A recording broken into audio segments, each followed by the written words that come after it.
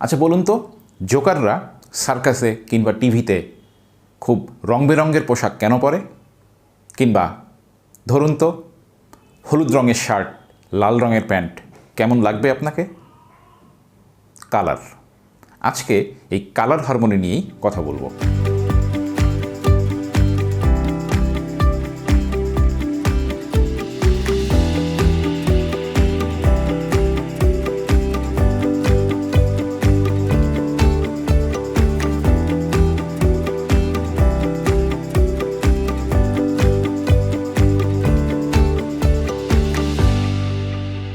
Colour harmony.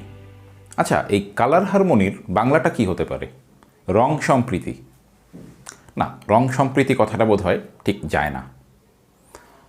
However, colour harmony বা colour matching যেটাই বলি না কেন, আজ কথা বলবো কালার হারমোনি নিয়ে। Hello everyone, hope you are doing fine. গত কয়েকটি এপিসোড ধরেই কালার নিয়ে কথা বলছিলাম। আজও কালার নিয়ে আরেকটু কথা বলবো। ব্র্যান্ডের ক্ষেত্রে আগেই বলেছি, কালারের একটি বিশাল ভূমিকা আছে। লোগো থেকে শুরু করে packaging or anything and everything that we make to express the brand's identity, colour plays a big role in it. চায়নাতে একবার ওয়ালমার্টে গিয়েছি, তো সেখানে ইচ্ছা করলো একটি কোক খেতে। রেফ্রিজারেটরের ভিতরে খুঁজলাম, দেখলাম কোকের ক্যানের মতনই একটি ক্যান, বাট কোথাও কোকাকোলা লেখা নেই। বরং কোকের ক্যানের মতনই দেখতে যে ক্যানটি, সেখানে চাইনিজ ভাষাতে যেন কি লেখা। সেলস গার্লকে কোকাকোলার কথা জিজ্ঞেস করতেই মনে হলো কোকাকোলা শব্দটি সে জীবনের প্রথম শুনেছে এবং পালাতে পারলেই বাঁচে। তখন অনেক কষ্টে গুগলে ঢুকে কোকাকোলা লেখা একটি ক্যানের ছবি বের করে তাকে দেখাতেই সে সাথে সাথে ওই যে ক্যানটি আমি দেখেছিলাম সেটিই দেখিয়ে দিল, ওটাই নাকি Coca Cola. So you see how important the role of colour is. অনেকেই গোলাপি রঙের শার্টের সাথে ব্ল্যাক, ব্লু বা অ্যাশ কালারের ট্রাউজার পরে, হুইচ ইজ ওকে। বাট ধরুন তো, গোলাপি কালারের শার্টের সাথে গাঢ় লাল রঙের প্যান্ট পরলেন, কেমন লাগবে ব্যাপারটা? আগেই বলেছিলাম, জোকাররা রং বেরঙের পোশাক পরে, কারণ তাদের চোখে পড়তে হবে। আবার ধরুন তো, ছবির এই আয়রনটির কথা, এখানে একই ধরনের কালার দুটো শেডে ইউজ করা হয়েছে। কেন? ওয়েবসাইটের এই বাটনটিতে আবার ব্যবহার করা হয়েছে কন্ট্রাস্ট কালার।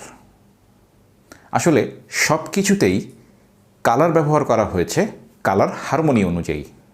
সো আজকের এপিসোডে আমরা যেরকম কালার হারমোনি নিয়ে কথা বলবো, এর পরপরই ইনশাল্লাহ আপনারা বুঝে যাবেন কোথায়, কখন, কিভাবে আপনার কালার ইউজ করা উচিত।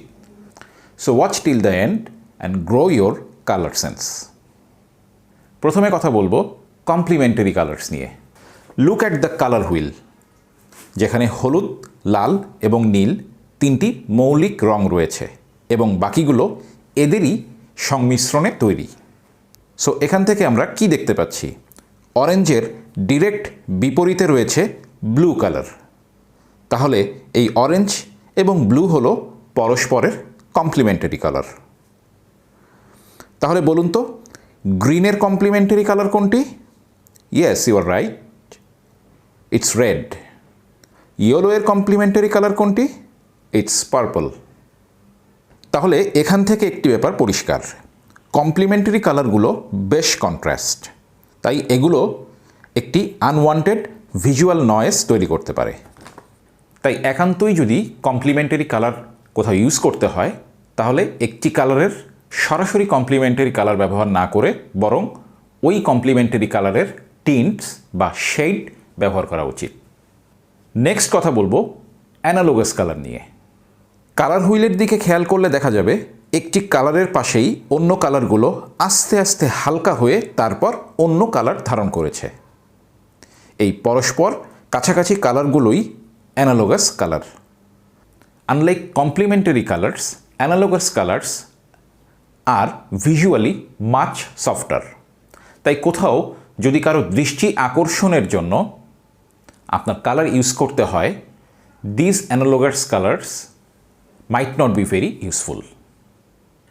এরপরে কথা বলবো ট্রায়াডিক কালার নিয়ে। ট্রায়াডিক কালার হারমোনির তৃতীয় আরেকটি অপশন এবং বলা যায় সবচেয়ে effective option. Imagine an equal spaced triangle in the colour wheel. অর্থাৎ একটি ট্রায়াঙ্গল যদি আমরা চিন্তা করি যেখানে প্রত্যেকটি রেখা থেকে আরেকটি রেখার মধ্যে সমদূরত্ব রয়েছে, তাহলে ছবির মতন করে যে তিনটি কালার আমরা পাবো, এই তিনটি কালারই হচ্ছে triadic colour scheme. If you spin the triangle, অর্থাৎ এই তিনটি রেখাকে যদি আমরা ঘুরাই, তাহলে আমরা আরও তিনটি নতুন ট্রায়াডিক কালার স্কিম পাব। এভাবে আরও তিনটি, অ্যান্ড সো অন। ট্রায়াডিক কালারের খুব হাই কন্ট্রাস্ট নাই, আবার অ্যানালগাস কালারের মতো এত সফট কন্ট্রাস্টও নাই। এজন্যই ট্রায়াডিক কালার স্কিমটাই best option. When you need something harmonious which offers you an acceptable contrast with good harmony, choose triadic colour. Colour তো আমাদের বিভিন্ন কাজে লাগে, কখনো লোগো তৈরিতে, কখনো প্যাকেজিং তৈরিতে, কখনো ওয়েবসাইট ডিজাইনে, কখনো লিফলেট তৈরিতে, এমনকি আমরা যে ড্রেস পরি সেই ড্রেস পরার ক্ষেত্রেও কালার হারমোনিটা কাজে লাগে। ভিডিও শুরুতেই বলেছিলাম কোন কাজের জন্য কোন কালার স্কিম ভালো সে ব্যাপারে একটি ধারণা দেব। এবার সেটা নিয়েই কথা বলি। Complementary colours are good for grabbing attention, অর্থাৎ কারো মনোযোগ পেতে হলে কমপ্লিমেন্টারি কালার্স একটি ভালো অপশন হতে পারে। তাই ওয়েবসাইটের call to action button, banner, sales offer ইত্যাদিতে কমপ্লিমেন্টারি কালার ইউজ হয়। But as I said before, visual noise যেন না হয়, সেজন্য যে কোনো একটি কালারের টিন্টস বা শেড ব্যবহার করা ভালো। অ্যানালগাস কালার, যেখানে খুব বেশি হারমোনি দরকার, অ্যাটেনশনের খুব একটা দরকার নাই, যেমন ওয়েবসাইটের বার কিংবা ব্রুশিওরের শেপ, কালার, এগুলোর কালার অপশন হিসেবে analogous colour is a good option. Triadic colour, this is the best option and works like an allrounder colour scheme, যেখানে আপনার হারমোনির পাশাপাশি আ লিটিল বিট অফ কন্ট্রাস্টও দরকার হবে, তার জন্য triadic colour is the best option. Hope you have got a good idea about color harmony. So for now, that brings to the end of our all discussions on color schemes. গত কয়েকটি episode ধরেই আমরা colour এবং colour schemes নিয়ে কথা বলছিলাম। Next এপিসোডে ইনশাল্লাহ আমরা ব্র্যান্ডের অন্য কোনো টপিক নিয়ে কথা বলবো। Stay connected and happy branding.